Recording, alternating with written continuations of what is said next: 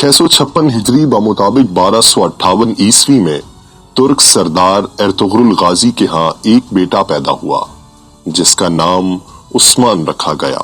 یہ وہی وقت تھا جب منگولوں کے لشکر نے ہلاکو خان کی قیادت میں خلافت عباسیہ کے دارالحکومت بغداد کی اینٹ سے اینٹ بجا دی تھی۔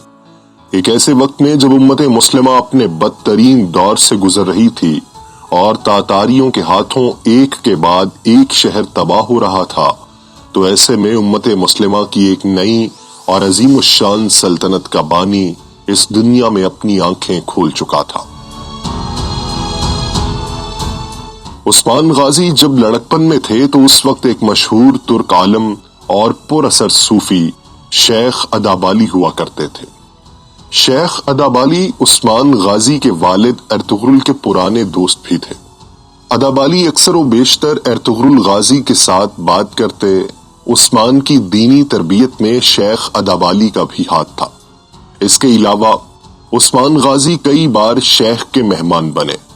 ایک مرتبہ عثمان غازی نے شیخ کی بیٹی کو دیکھا اور دیکھتے ہی ان کو اپنے لیے منتخب کر لیا اور شیخ کو شادی کا پیغام بھیجا، لیکن شیخ ادابالی چونکہ درویشانہ زندگی کو پسند فرماتے تھے تو انہوں نے عثمان غازی سے اپنی بیٹی کی شادی سے انکار کر دیا۔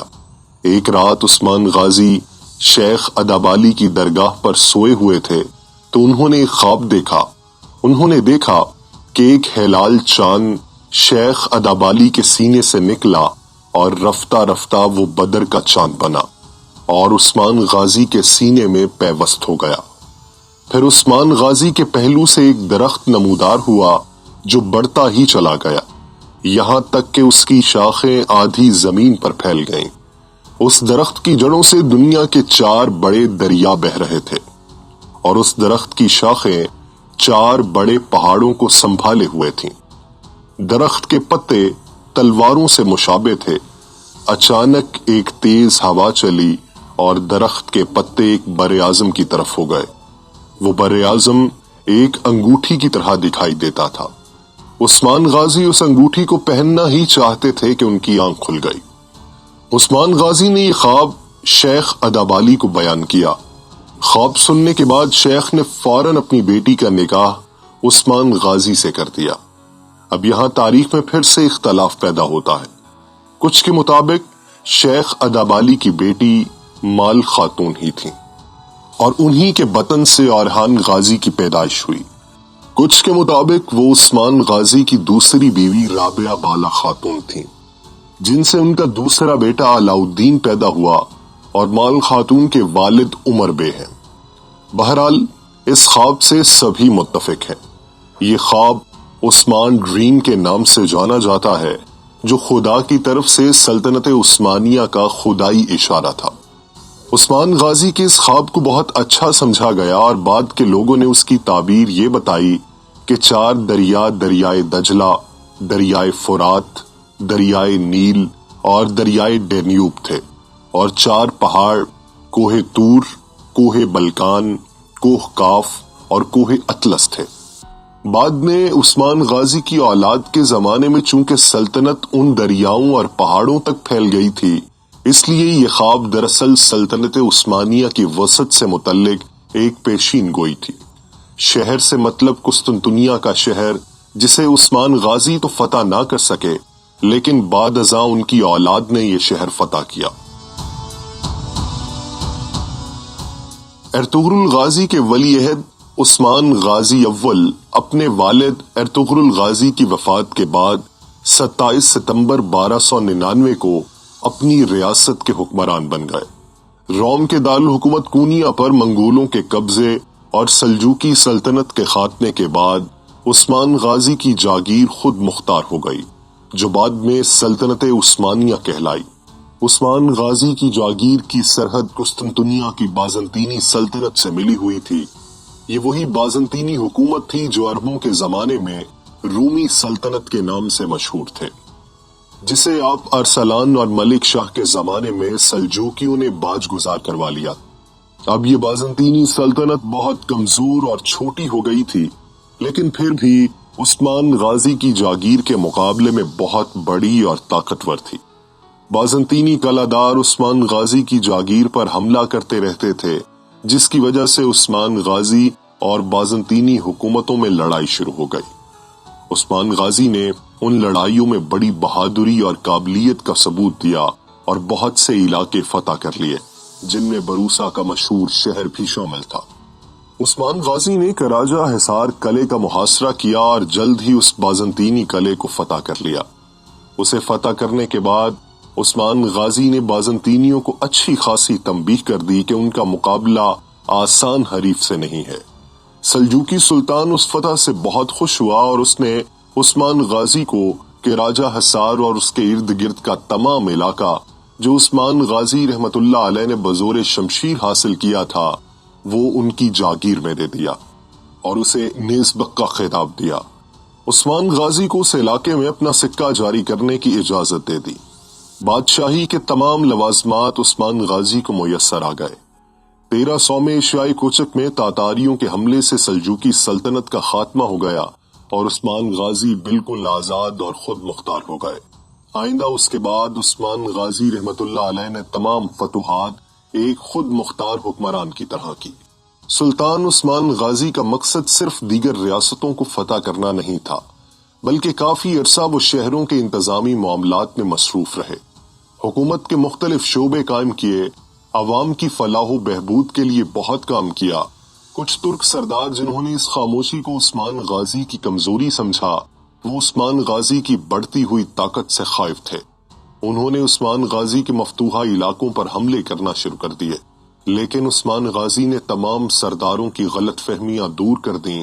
1300 میں یعنی شہر جو کہ برسا کا ایک ضلع تھا اسے فتح کر کے اپنی اس نوزائیدہ سلطنت کا دارالحکومت بنایا۔ 1301 میں سلطان عثمان غازی نے بازنطینی شہنشاہ کی بڑی فوج کو کرج حصار کے مقام پر عبرتناک شکست دی۔ 6 سال کے اندر اندر عثمان غازی بازنطینی قلعوں کو فتح کرتے ہوئے بحر اسود تک پہنچ گئے۔ برسا، نیکیا اور نائکومیڈیا کے ارد گرد کے تمام علاقے فتح ہو گئے۔ ان حالات کو دیکھتے ہوئے بازنطینی شہنشاہ نے تاتاریوں کو اکسایا کہ وہ عثمان غازی پر حملہ کریں۔ تاتاریوں نے عثمان غازی کے مفتوحہ علاقوں پر حملہ کیا۔ اس بار عثمان غازی نے اپنے بیٹے اورحان غازی کو تاتاریوں کا مقابلہ کرنے بھیجا۔ اورحان غازی نے تاتاریوں کو سخت شکست دی۔ یوں بازنطینیوں سمیت سلطان عثمان کے سب دشمنوں کی امیدوں پر پانی پھر گیا۔ سلطان عثمان میں وہ سب اوصاف پائے جاتے تھے جو ایک بانی کے لیے ضروری ہیں۔ آپ کی ہمت اور بہادری غیر معمولی تھی۔ جنگ میں خود اس طرح جذبے سے لڑتے تھے کہ سپاہیوں میں نئی روح پھونک دیتے۔ آپ کا عدل و انصاف بہت مشہور ہے۔ انصاف میں سبھی برابر تھے۔ آپ نے اپنی ذاتی دولت بھی کبھی جمع نہیں کی، اپنے حصے کا مال غنیمت بھی بانٹ دیتے تھے۔ آپ کی وفات کے بعد آپ کے مکان میں سے کوئی سونا، رقم وغیرہ نہیں ملی، صرف ایک کفتان، ایک نمک دان، ایک سوتی امامہ، لکڑی کا چمچ اور چند عربی گھوڑے ملے۔ البتہ ان کی ایک تلوار جو کہ شیخ ادابالی نے ہی دی تھی وہ آج بھی موجود ہے۔ سلطان عثمان کی یہ تلوار ان کے بعد آنے والے ہر سلطان کو دی جاتی تھی اور اس تقریب میں دعا کی جاتی تھی کہ اللہ آپ میں بھی عثمان غازی جیسی خوبیاں پیدا کرے۔ سلطان عثمان نے اپنے چچا دندار بے کو خود تیر مار کر ہلاک کیا۔ یہ سلطنت عثمانیہ میں اپنے ہی خاندان کا پہلا قتل تھا۔ دندار بے کو اس لیے مارا گیا کیونکہ وہ بازنطینی امراء سے اتحاد کر رہا تھا۔ اس کے علاوہ وہ فوج کے حوصلے بھی پست کر رہا تھا۔ سلطان عثمان کے اجلاس میں وہ دشمن کو طاقتور کہہ کر جنگ نہ کرنے کا مشورہ دیتا تھا۔ ہمیں آج کے لحاظ سے یہ قتل بہت معیوب نظر آئے گا، لیکن اس دور کے لحاظ سے یہ معمولی واقعہ تھا۔ سلطان عثمان نے اپنے ابتدائی دور میں ایک مسجد بھی بنوائی جو سلطنت عثمانیہ کی پہلی مسجد ہے۔ عثمان غازی کے بعد ان کی اولاد میں بڑے بڑے بادشاہ ہوئے جنہوں نے اس کے خواب کو سچا ثابت کر دیا۔ تاریخ اسلام میں کسی خاندان کی حکومت اتنے عرصے نہیں رہی جتنے عرصے تک آل عثمان کی حکومت رہی، اور نہ کسی خاندان میں آل عثمان کے برابر قابل حکمران پیدا ہوئے۔ 1317 میں سلطان عثمان غازی نے ایک نہایت اہم شہر برسا کا محاصرہ کیا۔ یہ محاصرہ طول پکڑ گیا اور تقریباً 10 سال جاری رہا۔ سلطان عثمان غازی کی وفات کے متعلق مختلف روایات ہیں۔ کہا جاتا ہے کہ 1323 یا 1324 میں سلطان عثمان غازی کی وفات ہوئی، لیکن کچھ روایات کے مطابق برسا کی فتح کے وقت وہ بستر مرگ پر تھے اور برسا فتح ہونے کے بعد 21 اگست 1326 کو سوغوت کے مقام پر حضرت عثمان غازی کی وفات ہوئی اور انہیں برسا شہر میں دفن کیا گیا۔ مرنے سے پہلے انہوں نے اپنے بیٹے اورحان کو طویل نصیحت کی اور لوگوں میں عدل و انصاف کی تلقین کی۔ عثمان غازی کے بعد سلطنت عثمانیہ کا وارث کون بنا اور اس نے اس ریاست کے لیے کیا کارنامے انجام دیے، یہ سب ہم آپ کو بتائیں گے اس سیریز کی اگلی ویڈیو میں۔